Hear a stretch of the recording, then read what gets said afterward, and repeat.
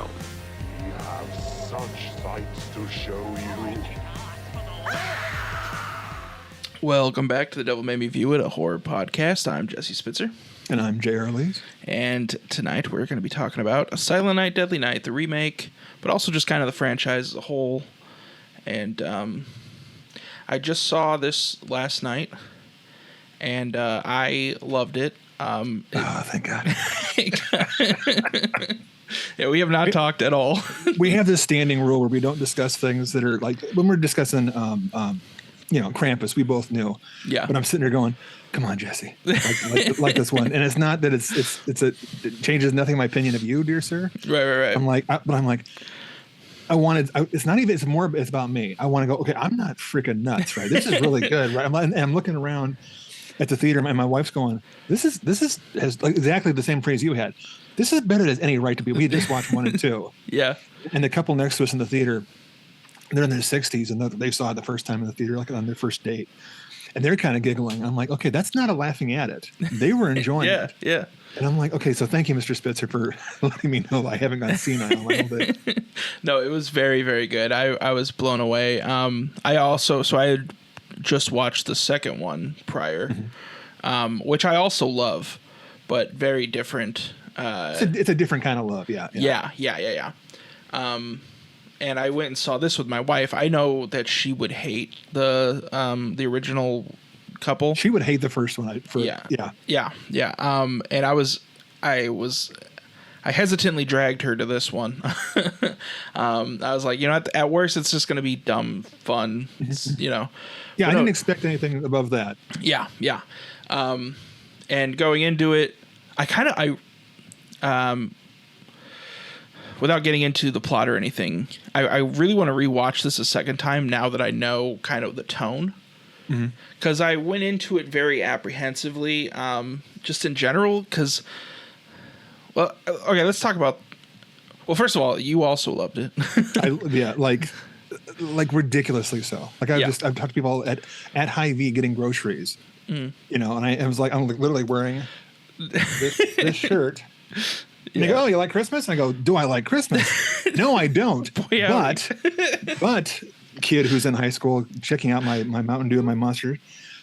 Have you seen Silent Night, Deadly Night? And he's like, no, sir, what's that? And I talked for probably 7 minutes. Yeah. There's no one else in line. I'm like, come on, please, someone just justify my existence. Yeah. So this is the plot of this one is a lot different than the original. I can't speak on the 2012 one. I have not seen that one. That's basically it's nothing the same. Okay. It's 2012 one is just a Killer Santa. There's no Billy. There's no any characters like that. Yeah. So this is essentially it's a story of a kid whose parents are killed by a man dressed as Santa Claus, and that leads him to live a life of also killing people. Without spoiling anything. I think that's kind of like the safest synopsis. Yeah. And that synopsis works for the 84 original and then the new one. Yes. Yeah. That's the DNA they share. Outside of that, it's very, very different. I kind of want to talk about the second movie when it comes to the plot, because I think that it'll add context to why this viewing experience is so kind of weird for me and why I want to watch it again. Because, first of all, you don't really, correct me if I'm wrong, I've never seen it, but I feel like you really don't need to see the first one if you're going to watch the second. If you're going in just to appreciate to enjoy the Eric Freeman and the garbage day of it all, you don't need to watch the first one, because it was actually made to replace the first one. It wasn't supposed to be a sequel. Right. Because the first film came out, it was in like 2 weeks. Parent groups had, the Killer Santa can't have that, even though it already been like 2 or 3 Killer Santa movies before that. But details, facts, who cares? Sure. So the company that had it, I think they bought the rights to the film. They hired the guys that made 2 to take the footage from the first one. Can you re-edit it, cut out some of the gratuitous elements, and make it into another movie? And they look at it and they go, no, we can't. You can't reorder it. You can't kind of be like, it's not going to be like a Exorcist 4. So then they go, we'll just reshoot stuff. So they take the first film, they truncate it down, cut out a lot of the plot stuff, a lot of the character beats, and they've had this bridge story about Eric, the main characters, and the first one's his little brother, who tells the story of the first movie in flashback. So it's kind of designed to take the place of the first one, but then by this point they just call it part 2. So I'm trying to figure out, it's a cash grab. Yeah, so it wasn't like gonna take it never did take the place. By the time it came out, it was part 2. And when I saw them in order, obviously, because I'm a purist. Sure. I don't know anyone who's just seen 2 until now. Yeah, so that's me. Yeah, and also I didn't know, but I've never met anyone who saw the second one not knowing the first one. Oh, sure. Like went in going, okay, do I need to know the first one? But like, I bet you could be fooled into thinking this is just a standalone film with different vibe, because they really do. I dig the first one. It's a very mean-spirited movie. And that's probably what got people mad. And it's also what they cut out of it, because some of the gratuitous elements, like the violence and the gore, it was the 80s. We're talking post the thing and post like Friday, 1 and 2. Yeah, because I was gonna say that in the second one there are flashes of like sexual violence, but it's very quick. It's not like it doesn't linger. So is that different in the first one? Is that the first one? It was early 80s, and it wasn't so much that it was trying to be. That was the market. Sure. They were trying to get as much nudity, and like it wasn't just the horror films. It was like Porky's, and it was also all the ones that's just what sold. And I guess it was like for the drive-in market, where no one thought about it being, is this gonna, because also it wasn't made to last. It was supposed to be for a weekend. You watch the movie, it plays for 3 weeks and it's gone. Right. So it wasn't supposed to be like a time capsule. But then you watch, because my wife and I watched. She knew the Garbage Day bit, and she'd seen the 2012, because that's one of my favorite throwaway movies. Sure. So we're watching part 2, and then the flashbacks were so choppy. I'm like, I know that was bloodier in the original one, and we got up to. So in part 2, we got up to when Billy gets the costume on, and in part 2 he like goes from the orphanage.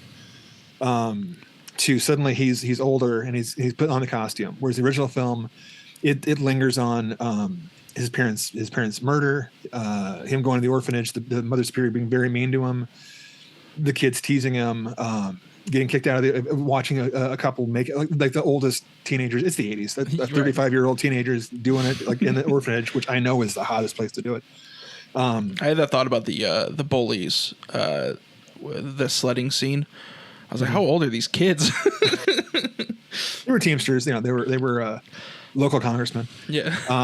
But even that part, but it goes through his at the orphanage, and it gives him a hero's entrance. It really does play off that Billy's a good guy in the original. Okay. Until he snaps and he is forced to wear the Santa Claus costume. And he has a relationship with the Pam character in the original, and the guy that I know that in part 2. The guy who's with Pam in the flashback is just a complete a-hole from the beginning of it. Whereas in the original, he really bullies Billy for a while. And then, so it was interesting that the original tries to make him sympathetic. Whereas in part 2, they just cut him down to, he just snaps. And then Eric comes in and takes over for him, Yeah. They kept all the fun stuff. They kept all the big action beats, the sledding and the axe and whatnot. Yeah. And then they go into the Linnea Quigley and. Yeah. We didn't compare the original Linnea Quigley deer scene to the part 2 deer scene, but I'm assuming it's pretty much cut back. I would imagine so. It was pretty short. A lot of short little cuts. Chop. Yep. Yeah, I love that second movie. This is the first time I had watched it all the way through. I knew about like the big scenes. I knew about Garbage Day.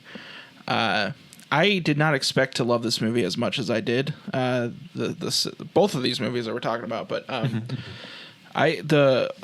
the overacting is so good, and I don't know if it's on purpose or not. Like, I don't know if I did a deep dive on this. But keep going. I'm interrupting. No. I was gonna say, I regardless if it was a choice or not, it's fantastic. It aged in a really fun way. I love all the side characters. The heckler in the movie theater. The movie scene is so good. Yeah. I just want a movie with that guy. And I'm in my head canon, the guy he's with is his dad, because it's just some like old dude with a mustache. I don't know who, but make it canon. Yeah, I really loved that movie. But like you were saying, it, and I'm sure it's not as bad as the first with like the mean spiritedness of it. But it does feel a little bit like, oh, I'm not really supposed to be rooting for the main character. Mm-hmm. And I think that's something that this remake changes. Yeah. Where, without spoiling anything, pretty early on, I would say maybe halfway through, there's the massacre scene. And that's when the movie fully welcomes you to just like, no, just enjoy it. Like, you're on the right side. You're feeling the correct things. Yeah. Yeah. But yeah, I really liked the second movie. The movie theater scene, I love, and I can't figure out the logic behind it. Doesn't matter.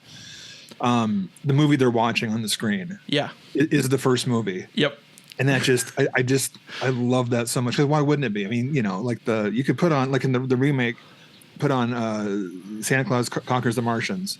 Oh yeah, public domain movie. Yeah, you could put that in there. But the fact that they put in the first film, I'm like, that's. Because it's just, you're in the guy's head, and he wasn't privy to that. He didn't see it, Right. It even goes as far as he asks the girl he's with, like, "What's this movie about?" It's like, "Oh, it's a guy who goes crazy and kills people dressed as Santa Claus." It's like, "Oh wow, that sounds familiar." Which makes me wonder: did this guy never talk about his childhood to her?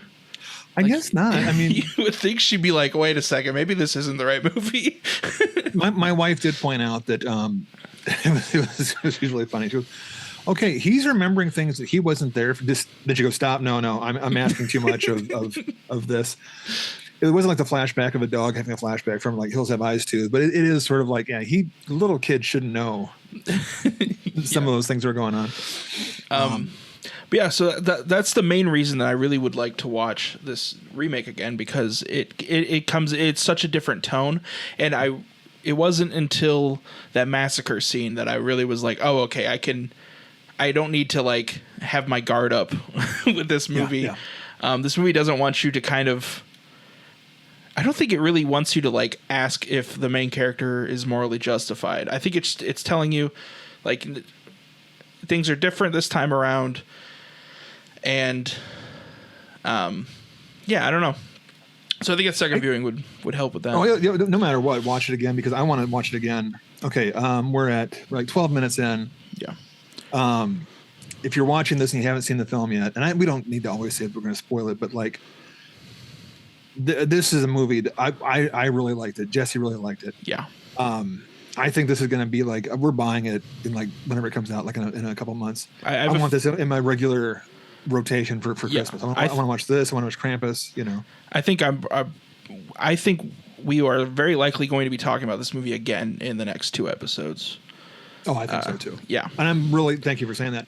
I'm, again, lowered expectations. I went in, okay, my history with Killer Santas. I think I saw the cover to Christmas Evil, which is a Killer Santa with like a hand coming out of his bag. It's like a painted cover. Sure.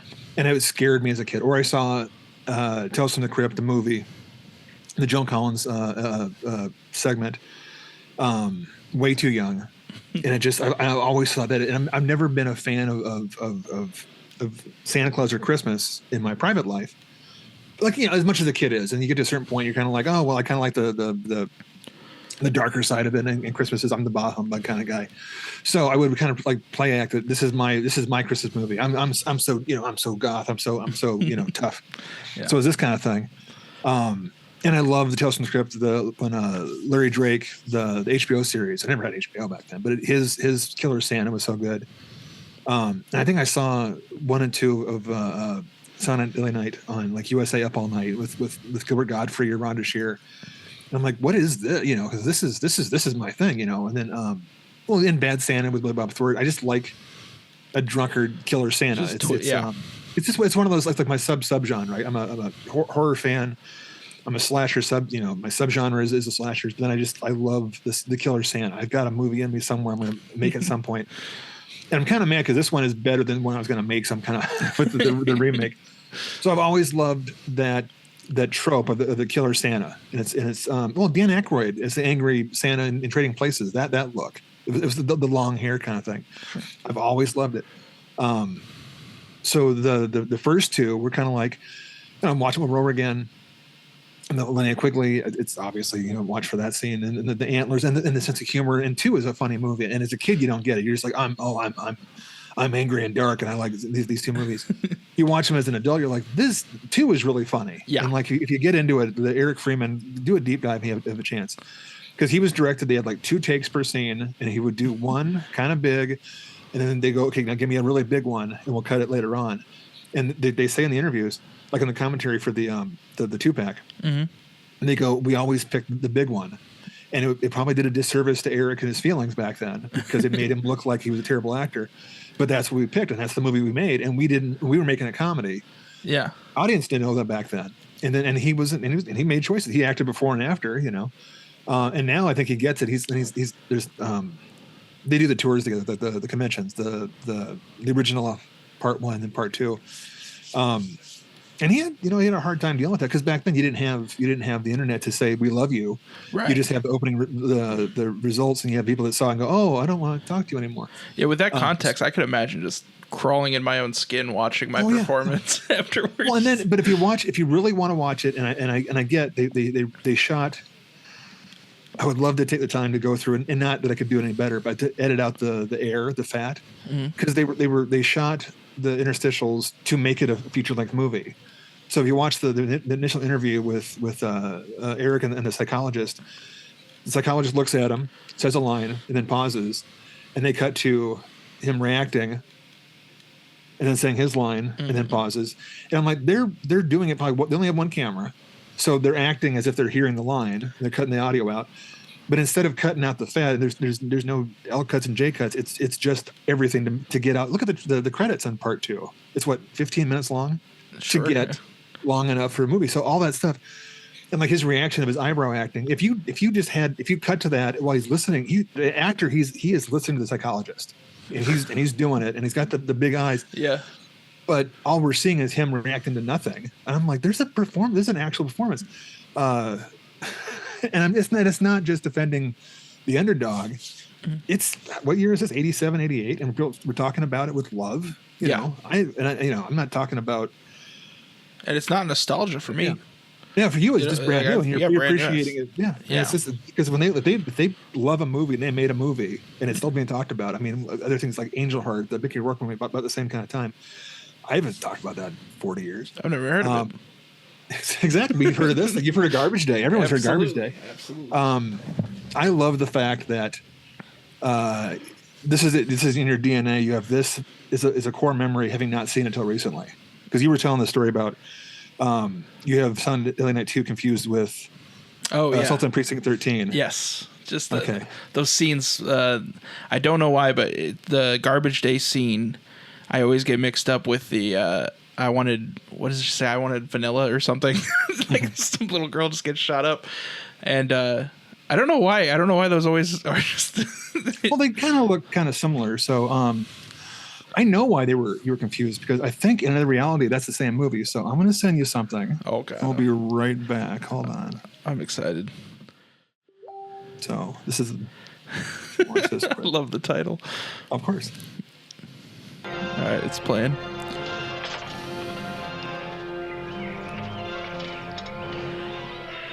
Garbage Day! Huh? No!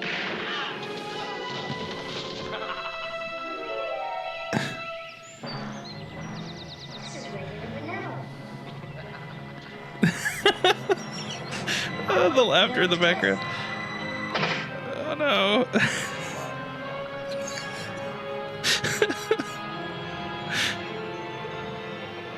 That was incredible. Okay. So we'll put the link to that in the show notes. But the reason that Spitzy here gets them confused, because they look like the same movie. Yeah, I really did. So when I cut them together, I'm going, this fits. And it's the same sidewalk. I don't know where they shot. I know that they shot both in Hollywood. Yeah, I was going to say, even the locations lined up. They line up, and like the film, again, just drags off YouTube. I'm like, yeah, it's the same movie. And it's just, I didn't see 13 until my 40s. I think it was around film school. I finally got around to watching next. It didn't play anywhere. So Yeah. But now the you're talking about how. Now this is like I said, the spoilers for the remake from here on out. We've lasted 20 minutes as long as I think if you're gonna see it, go see it. Don't, especially if you're a fan of the original, go in blind because the changes are good and surprising. But you're gonna enjoy it because it goes in, and this is where I want, if you're a fan of it anyway, I want people to see it, but I hope you can entice them to see it. Because in this one, I didn't know what was going to happen. I didn't know the tone, all I'd seen was the Nazi scene, which is they didn't need me. They didn't need me to watch that, but that is the greatest hook that was sent out to just get viewers in there to let them know what it is. He walks into a barn, he's hearing a voice in his head, which I thought, oh, that's new. I didn't know he had a voice in his head. That's kind of a nice little twist. And it's a Santa Claus party. It's a Christmas party. He looks around and he has the axe. He's going to go in and do some whooping. And then they just kind of look up, and then there's a swastika on the wall, and you realize it's a Nazi Christmas party. Mm-hmm. And he's like, "Well, naughty," and then it just keeps going. And when I watched that clip before the movie, and I did not show my wife that clip. I wanted her to be surprised by it, because then when we saw it in the theater, she's giggling because when they reveal. And how often in life do you get to have a reveal on a swastika and it's a laugh? Yeah, that was kind of neat too. But I, like you said, that's the scene where. Up until that point, you've got Billy the Killer. He's a Santa Claus, and it's off the poster, and the tropes. He's going to be a Santa Claus killer. He looks crazy. He's the crazy kid from Halloween Ends. All the baggage to it. He's in a town. He's kind of like pulling the Rambo. He's new in town, and he's already killed people in the beginning of it. And it's gratuitous, but they cut away because it's a movie. And in here, you're like going, okay. I'm kind of siding with him because he's the most fun and he's an anti-hero. And then you're realizing he's killing them because they're naughty. Yeah. And it's funny and it's a great scene. And I don't know if that would be like included in a movie 5 years ago. Right now, it's like we need to have Santa Claus kill some Nazis. Yeah. But it was like, for me, it was like, oh, the movie's asking us to side with the bad guy. And we've been doing that for a long time where everyone wants to, you go watch Freddy for the later movies exactly. where you're on his side. You side with Michael Myers in most of the later movies, especially the Rob Zombie ones. You're on Michael Myers' side. Mm-hmm. The Terrifier movies, which is weird because this movie has the same family of filmmakers. Yeah. But this has got so much more heart than Terrifier. Yeah, I like the 2 and 3. I like the final girl. I forget her name, but she's good. And the little brother. I like those characters. Yeah. But it's not like here where I'm hoping for Billy to make it through and then the counterpart, the Pam girl. Mm-hmm. But it's asking you to like him and then it rewards you by, okay, again, spoiler alert, that he is actually killing the naughty ones. And there's this beautiful reveal of like, oh, when he's killing people, they're not killing good guys. Mm-hmm. He is the hero of the piece. And I was like, and I was sitting there and I'm going, that is so clever. Yeah. Give us what we want, which is the Killer Santa, and then, but it's a little bit like, okay, we're gonna not have so bitter. You can watch it and be guilt free. Yep. This is, and again, I'm drinking the zero, so I'm not being facetious. This is the low cal, sugar free version of it. There's no guilt involved because the guy you've been enjoying rooting him on to kill people, is the hero of the piece. Yeah. Yeah, it's almost like a sigh of relief when it's revealed. Oh, yeah, 1000%. I was like, oh, I get to root him on. Yep. And now I feel bad about it afterward, right? Yeah. I guess if we're in spoilers now, so there is a supernatural element to this, where my read is that it's kind of some form of curse that is passed down upon death to where whoever. His parents get killed by a guy dressed as Santa, and then he touches the hand of that guy, and the spirit of the Santa guy ends up inside of him. Mm-hmm. So it's like you have this spirit inside of you of the previous person who on Christmas or in December, the first 25 days of December, you find someone who's evil and you kill them.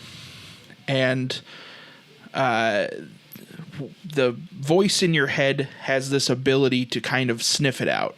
Like when there's someone evil nearby, they can detect that, and they're like, oh, look around, and then you make eye contact with one of them, and it's like, that's the guy. You got to take that guy out.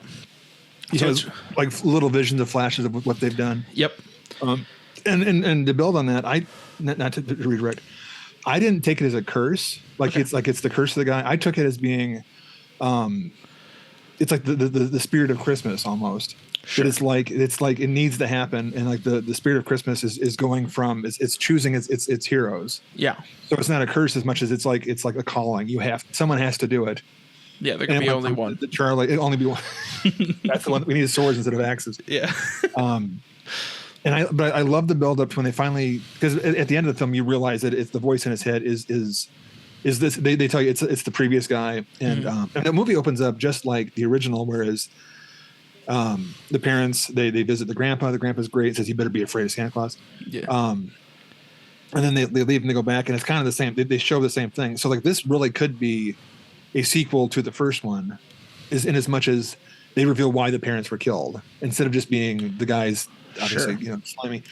But I love is the voice in his head. Now there's a million movies. I have most of them downstairs where there's a voice in the head and that's making someone kill. It's like the Ed Gein miniseries that's out there now. And so many things of heaven. There's a voice that made me kill, and they made me kill Free Giallo kind of thing. I loved how in here they kind of hint at that the voice is actually, it's not the kid. It's not just a voice in his head, because the voice knows stuff he can't know. Mm-hmm. So it's not like they don't explain it. Oh, the voice knows everything. It's like the voice in his head tells him where the bad guy is. And the main guy who's walking around doesn't know this. Right. He's like, how does the voice know? Because he hasn't been to space. It almost, I remember it took me as like a plot hole when I was watching it. And then the movie kind of goes, no, you know what we're doing. Yeah, this is intentional. Come with us, and it was always moments where it's leading you, but not like in a condescending way. It's like it's a trip. The person who's in control is more of the tool, right, for the job, while the voice is more of like the brains of the operation. Mm-hmm. It's funny you said Ed Gein, because I was thinking of Eddie. What's his name from Venom? Oh, Eddie Brock. Oh, yeah, absolutely. Brock. Yeah. I think like 10 minutes into this movie, I leaned over to my wife and I was like, this makes me really want to watch Venom, because they have kind of like the same dynamic. Oh yeah, very much. Yeah. But it gives you all the toys you want. He's the guy's wearing the costume. He has the double-headed axe. There's everything. You could go into it not having known anything about it outside of a great title. But it does deliver on. It's the same setup, and it gives you more. I don't think I'd want to see a big budget remake of the original. I mean, I would, but I think I wouldn't be talking about it much the next day. I'd be like going, I dug the Friday the 13th remake in 2009. Mm-hmm. Oh, that's really good. I like Derek Mears as Jason. It's great. I'm not talking about it much later. Whereas this one, I'm going, oh, they take some big swings. You know? Yeah. Which I wonder, I don't know if you have any insight on this. Was this always going to be a Silent Night, Deadly Night remake? Yeah. Okay, I didn't know if it kind of was something else and they were like, oh, we can kind of turn it into this, or... The guy who directed it, and I lost the IMDb page. He had done, and I loved his Wrong Turn reboot a couple years ago. Okay. It's really smart, and I love Wrong Turn too. I'm a Joe Lynch guy. So this director, I'm going to pull it up. It's right here in front of me. Give the man his proper credit. So yeah, Mike P. Nelson.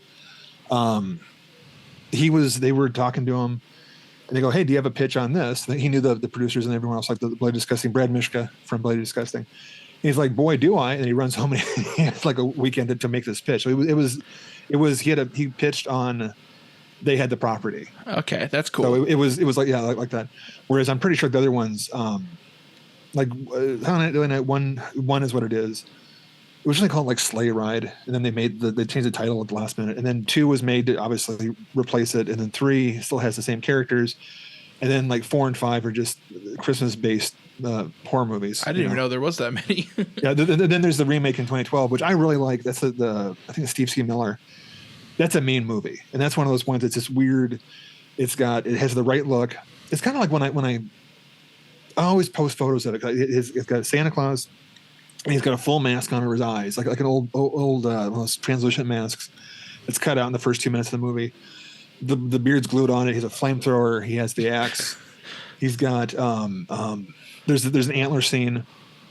There's Gotta have everything in it, right? antlers. But it's not trying to be. But it's very much a giallo because they never say who the killer is. And then at the end when they say who it is, it's like throughout it you're not trying to guess who it is. So it's kind of like a slasher. But at the end you're like, oh yeah, I guess that makes sense. It's like the final reel. You should watch it just for like context. It's shot in Canada, but it wasn't like a snowy year. So everyone's freezing their toes off. But it looks like it's in California. And again, Underdog. I'm like, I really like that movie, but we watched it. It's very 2012, very blued. It's very actiony. Malcolm McDowell just delivers lines that are he's phoning it in. He's working it for a weekend. Sure. But it's so good is because it set my bar low for this one. So this thing can soar. Yeah. But it has all those bits from the other films. It has the nods for the fans. It has Someone Says Garbage Day, which my wife leaned over because she'd seen the clip I sent you. Well, yeah, Garbage Day. But it doesn't make sense because they're not asking him to take the dumpster out. He's just asking him to put a bag of trash in the dumpster. Hey, it's Garbage Day. That's funny. I didn't think about that.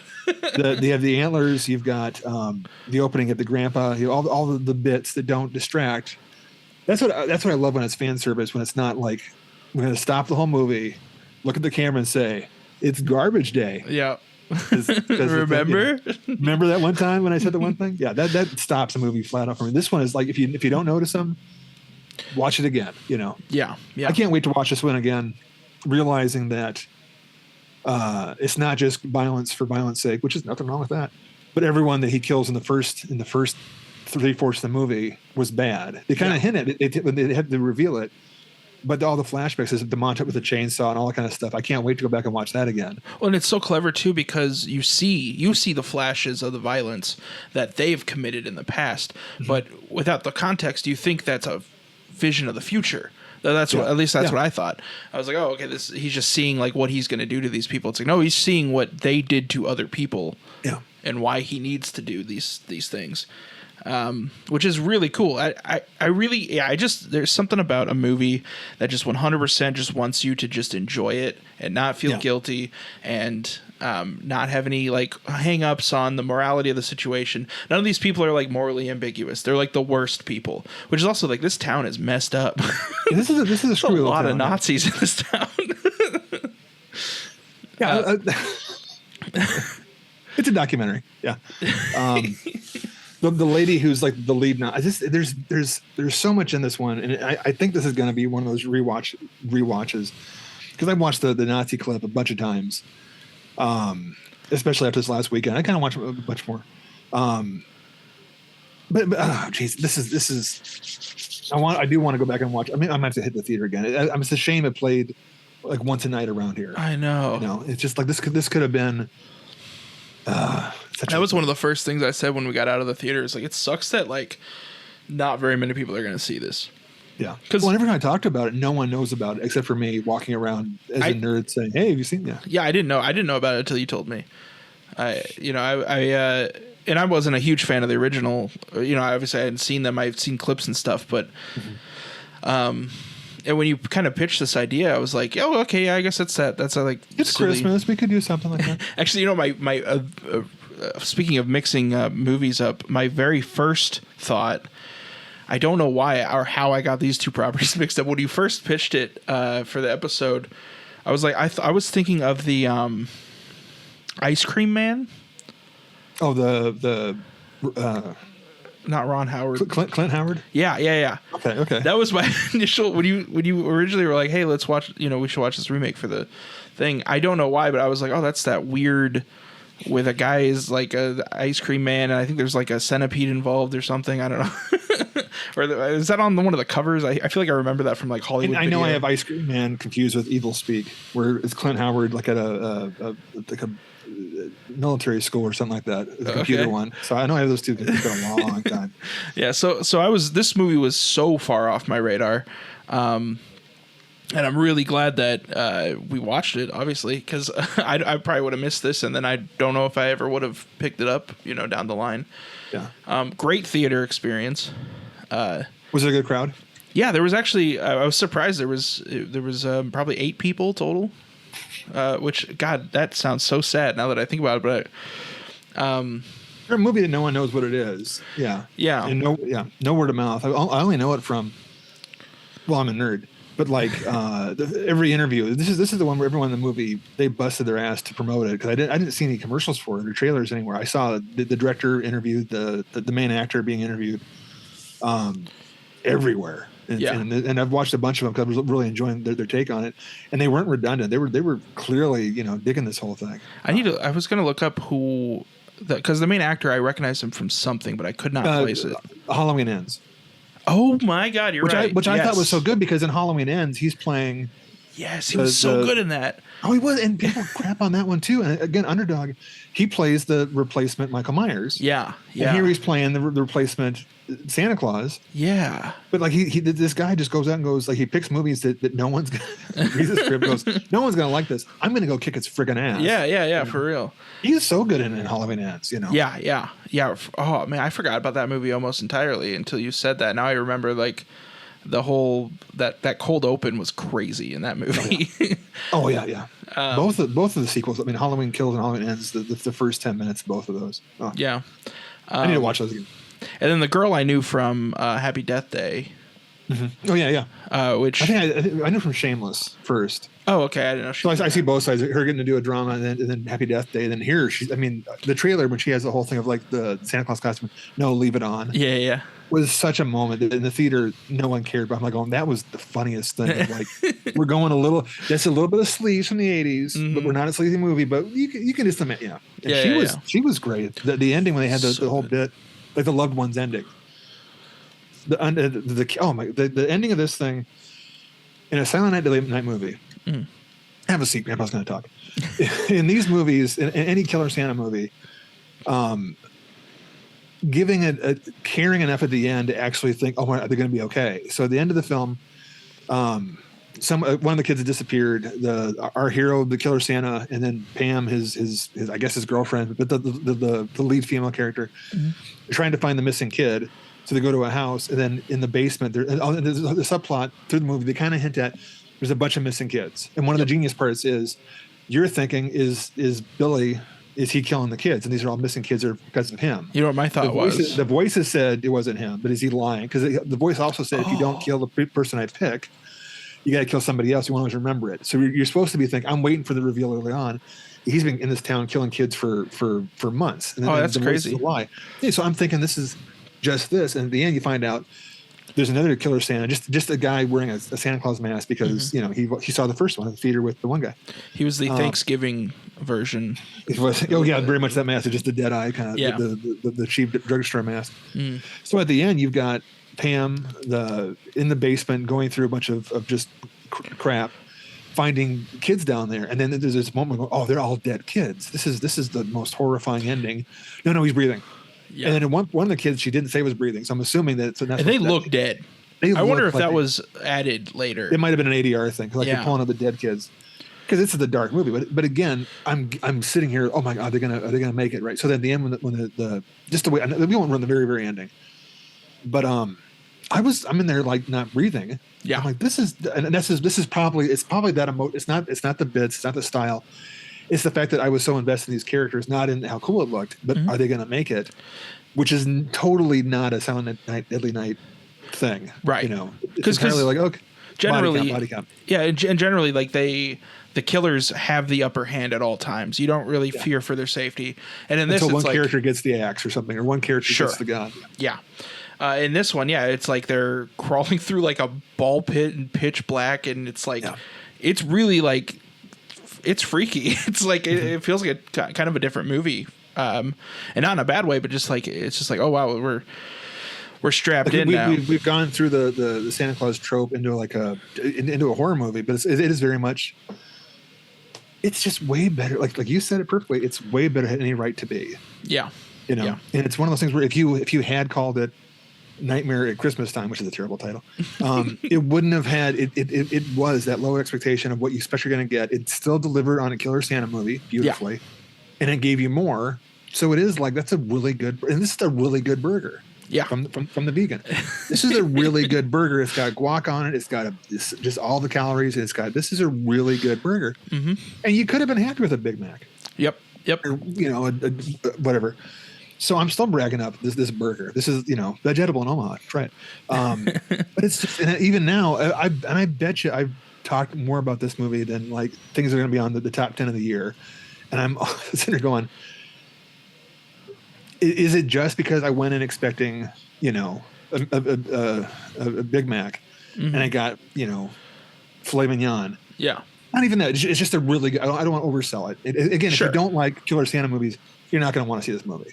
Yeah. If your idea of a good Christmas horror movie is Krampus, which I love, or it's Rare Exports, or it's like that kind. But if you enjoy like Mel Gibson's Fat Man, where it kind of plays with the whole idea what Santa Claus can be and what you can do with the changing the mythos of something, this is for you. This is I hope it gets better word of mouth, because everyone that I saw that liked it, there's a bunch of guys like IMDb reviews were like, oh well, it's not as good as the first one. It's not. Don't compare it to it. It's not that movie. This is not an 80s slasher. This is definitely this is the kind of thing where that movie could have been based on this story. Oh. Sure. Yeah. What did Becky think? She loved it, and she is the one that you were mentioning earlier, of someone who doesn't know anything about the franchise. She was completely blind. She's never seen a second of any of the other movies. Not her genre at all. She's not a huge slasher fan. And she loved it, and I was so excited, because as I was watching it, I was like, "Oh, I can tell this is more than what I told her it was gonna be." Yeah. Because I was like, expect it's a dumb slasher, it's Christmas time, just you have fun with it, whatever. It's good. It's good. It's got good like love stuff in there too. If there's the romantic side of things is really good. I love their chemistry. I love that she also has mental health issues. And that doesn't, it's there. It didn't have to be in there. Like, you could remove that whole aspect and it would be the same. And it's not handled in like a cringe way or anything. It's very just like, I have this, and it leads her to have like anger issues, things like that. It's just everything was just handled so lovingly, and I don't know. But it's handled beautifully, but also it's not just there to season it. It's a story, because her anger issues, when she has the breakdown and she's telling him, this is the one this is probably why I go, oh, this is really good. She gets mad, has like a violent interaction.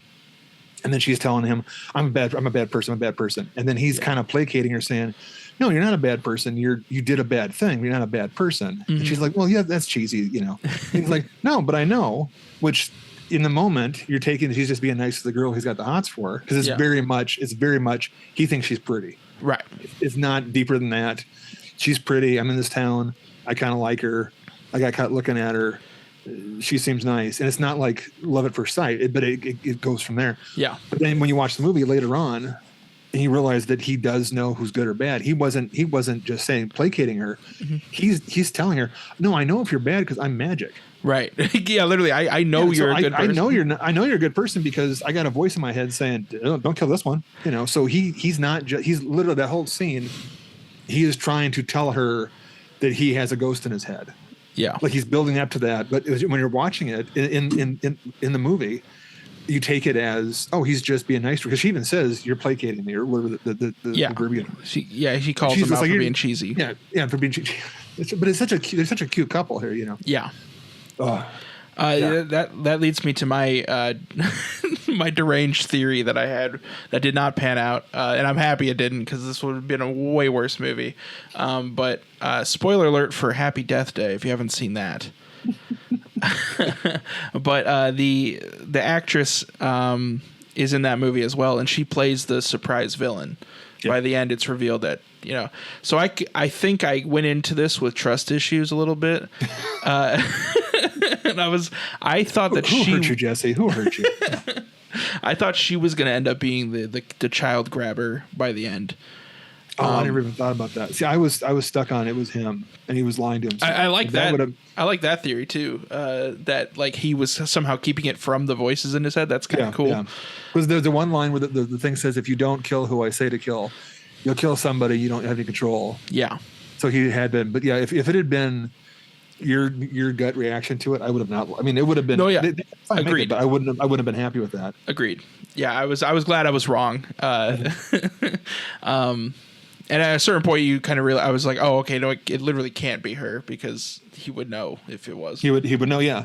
Yeah. I like how the guy that was so friendly with her at the store, and he didn't like her, and they just play it off like, oh, he's just a jealous type. Mm-hmm. And then you realize, no, he's having flashes of this guy being a bad person. You're right. I need to read. I'm like, everyone's like that. Another scene I want to watch with new context. Oh yeah, I want this. There's not many slasher movies where you want to watch again for the through lines. Yeah, you know, the M. Night Shyamalan's Silent Night, Deadly Night. Mm-hmm. But then go ahead. I was gonna say that's actually genius. That whole scene is so smart now, thinking about it in retrospect, because he's also, I think his name is George. I want to say his name is George. He is being a little creepy in that scene too, but but just enough for the audience to say, oh, he's creepy. That's why we're gonna say this, but not enough for his actually. Yeah, not enough for like he deserves to die or anything. Right. Like he's like rubbing her arm, and he was like, if I was 30 years younger, whatever. Which is creepy, but not deserve the axe to your head kind of. Right. And at that point in the movie, I was still fresh off of the original or the second one, and in that movie, I think that would have been enough to trigger him getting murdered. So in retrospect, now that I'm realizing, like, well, he was being creepy, but probably being extra creepy. I mean, there's a reality where he killed his wife, and wants to be with like a younger girl or whatever. Because it is revealed later that like he murdered his wife, which is why he got clapped by Santa. He was naughty, right? But yeah, that is so smart. I never even. Yeah, and then the bit with the Nazi leader lady. Mm-hmm. I want to go back and when he meets her, and it's Pam is like, oh, because he's staring at her and she's being all she yelled at her kid, so you're watching it thinking her yelling at her kid playing hockey at hockey practice is enough to make Billy mad. He's going to kill her. Yep. Pam goes, oh, if you're going to look at her so much, why not introduce you? Like she's just effing with him, right? Yeah. And then, so that's what it was. So he was getting mad at her for being naughty. Like again, that is the voice of the people that have watched the first movies. Mm-hmm. That's enough for to be naughty. You're punish. Exactly. But then watching back, he knows he's watching her that she's a Nazi, right. A Nazi with an Uzi, yeah. Who is really bad driver, I mean, I love the four-wheeler gets to have the scene from the first one with the sledders, gets to have the axe scene. They have all the bit, yeah. But yeah. I think everyone. I wonder if the other ones. So you have her, you have George. There's other quote unquote victims. They do tell you that they're also bad. That's why I don't think he ever does. Does Billy meet the cop ex-boyfriend? No, he. I don't think he ever actually sees him because so they keep that back so they don't know. Yeah, because every time he's around, the voice inside is like, "Oh, look around," but the cop always end up like sliding out of view before he makes eye contact with him. So he can't see him to see what the truth is. Yeah. Yeah, which is really cool. The other victim is killed off screen before, but he ends up working with the same company that is stealing the kids. Yeah. I want to gush about the Nazi scene a little bit. Okay, this is set it up, and we do need to unpack the subtleties. Yeah.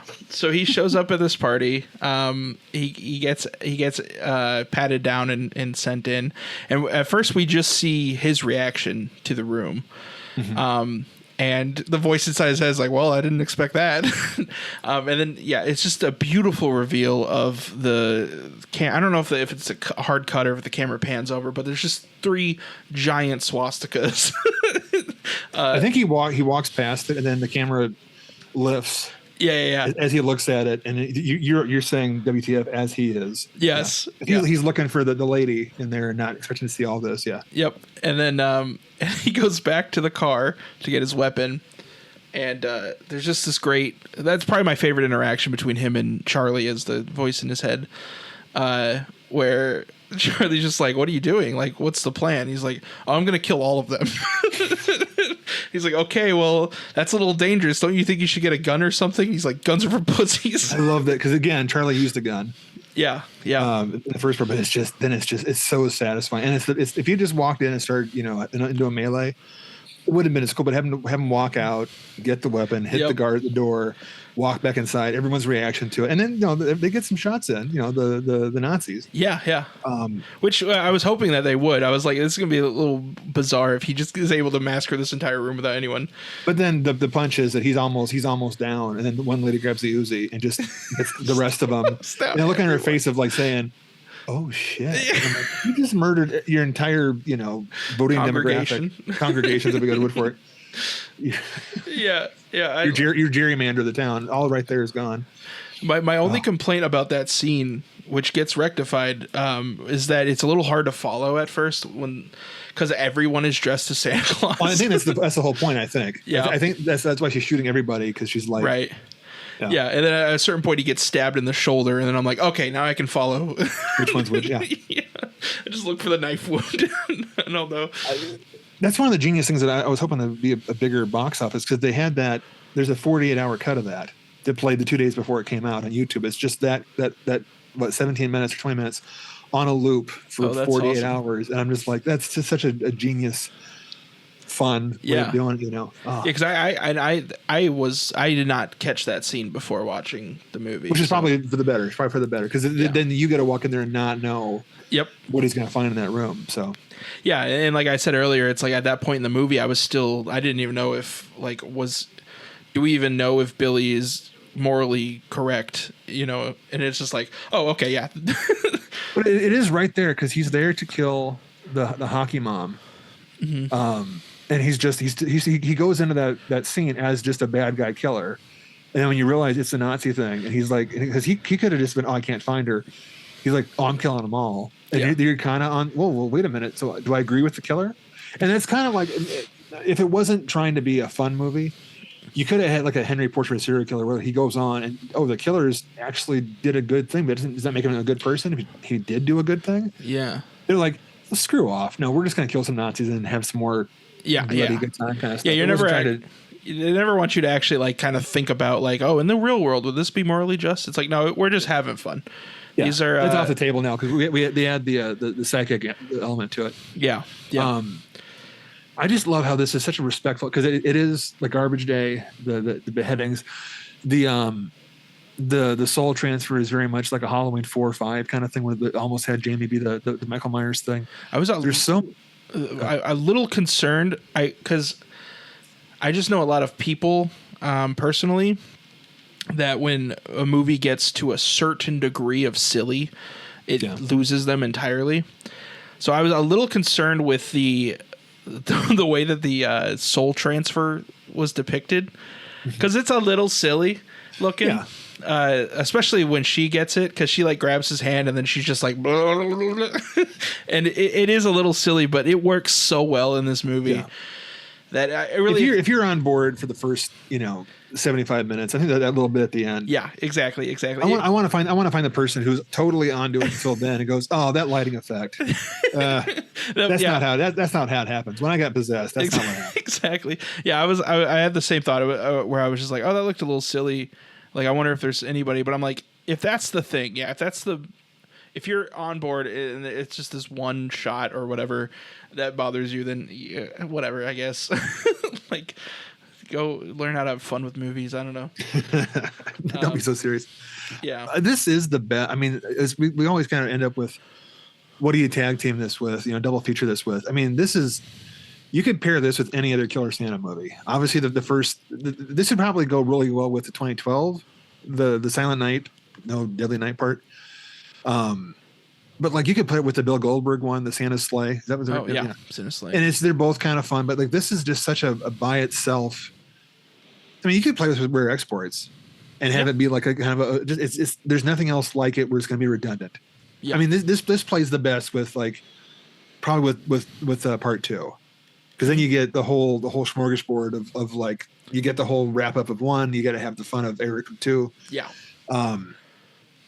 It probably does play best with Silent Night Deadly Part 2 because it's not redundant. You're not going to go, oh, I saw this part already, I'm tired. Yep. Whereas like 1 and 2 back to back are kind of hard to watch like that. But like, oh man.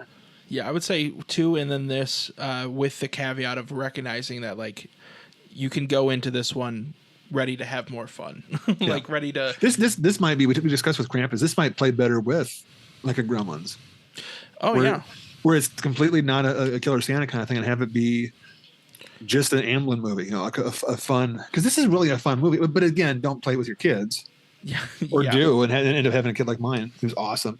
This is the one it's weird now. I wonder where this is going to stream. This is the movie that were a bunch of years ago. I would have a copy of it. I would get like a Blu-ray of it, and I would buy like the cheap DVD to lend out. Sure. Because I would want people to watch it, but now no one does it. So now, and it's like here's your assignment. It's not a long movie. It's silly fun. Yeah. You would. This is the one I'm gonna probably watch at Thanksgiving now, from like here on out. You know? Yeah. I said that to Becky too.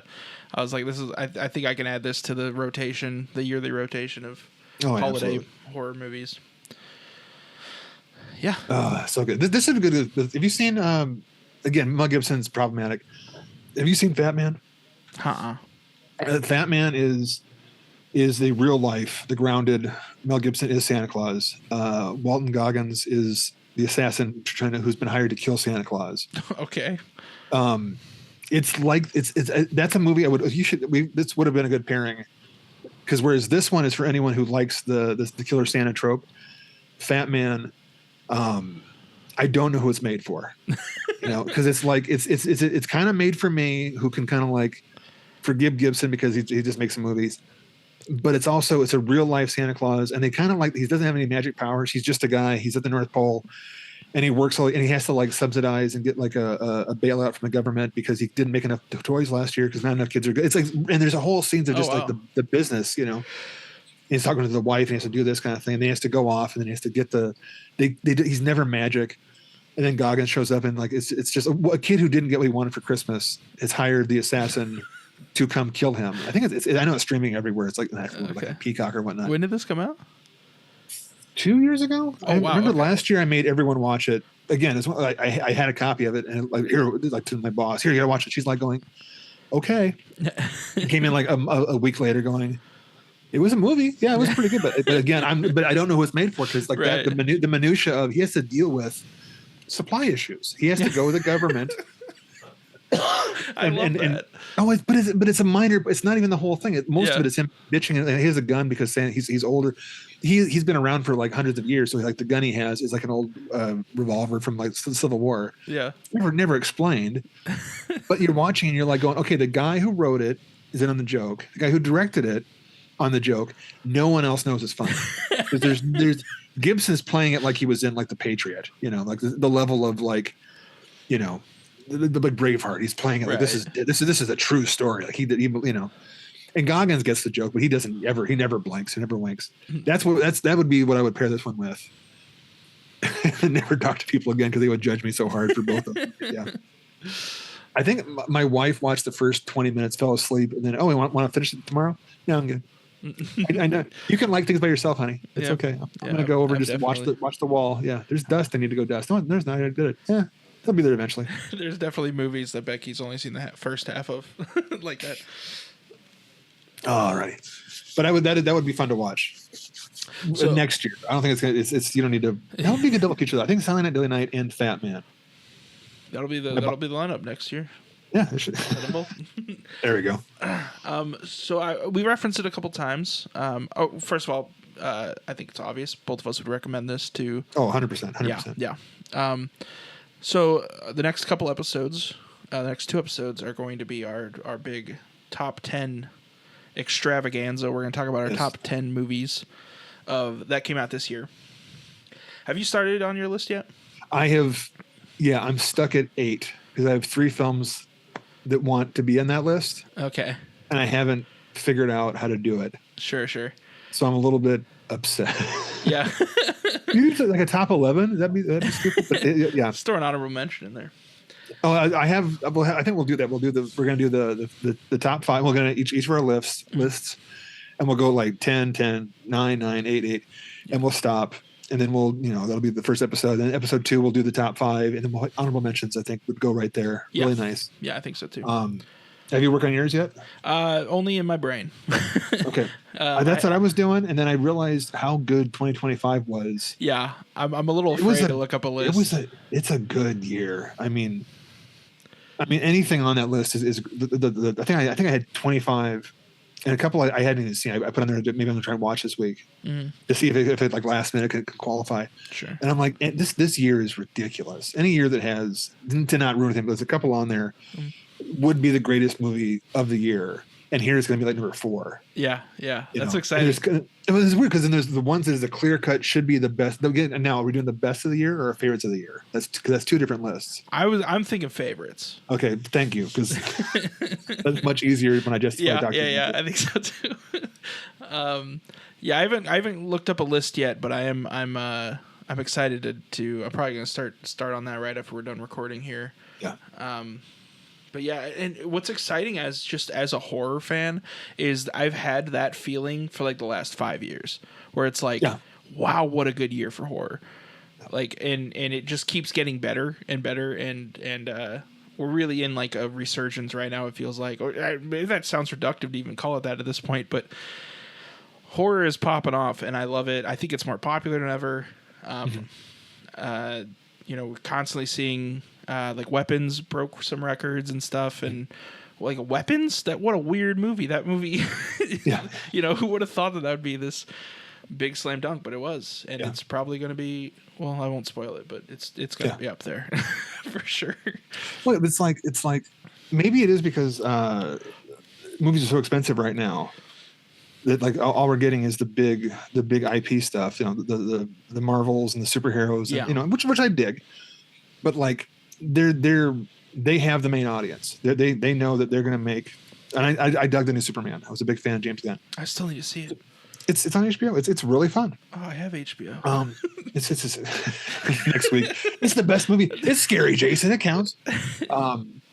So they have the main audience. Like the Fantastic Four is also a really fun movie, but they have the audience and they have to make sure they get everyone in that theater, otherwise they're going to go broke. So the scraps out there, everyone can really get fancy with the scraps, like the Silent Night, Deadly Night. Yeah. We can make a movie this there is no audience. There's no crowd for a remake from a movie from like 40 years ago. So we can do what we want with it. No one's going to get mad at us. There's no stockholder holding the profit margins, the 4 quadrants for a Silent Night, Deadly Night. Yeah. And no one knows what Weapons is. Make whatever you want to make. Right. Put in your floating gun over the house that I don't understand. I still don't get it, but I like it. Oh yeah, it's there, and I dig it. Yeah. Weapons is so good. It really is. Did we do a Weapons episode? I don't think we did. No, but I'm sure it'll come up in the next couple of weeks. Yeah, for sure. We'll talk. We didn't do it. We did bring her back. Oh right. When we were gonna get to Weapons, we started getting all the because we were back then we were recording way in advance. Yeah. So good. But yeah, but Weapons is on the list. Will be on the favorite. But like 2 years ago, that would have just been the top movie. It would have been that, and then it would have been a bunch of like VHS 911 CSI kind of thing, But this year it's like even now talking about it, Weapons just crept back up.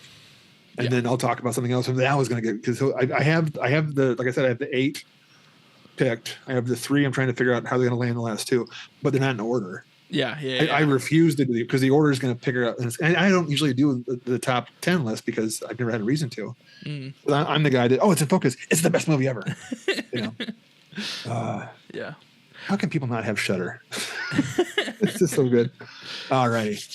Ready so to the point is this is the greatest movie that was released this weekend. That is for sure. Yeah, I think that's for sure. I can't think of anything else that came out this weekend. So we're probably missing something really huge that we don't. I know. It's like Citizen Kane 2 came out.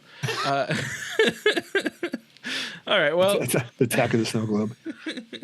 All righty. If you would like to reach out to us with your thoughts, opinions, questions, anything like that, you can hit us up on pretty much every social platform. You can see at the bottom of your screen there at TDMMVI pod on all of those platforms. Or if you want to email us, you can email us at tdmmvipod@gmail.com. Again, any questions, thoughts about anything we talked about, suggestions on what we should talk about in the future, But until then, I'm Jesse Spitzer, And I'm J.R. Lees. and this has been Devil Made Me View It. Thanks for watching. All right, thanks, guys.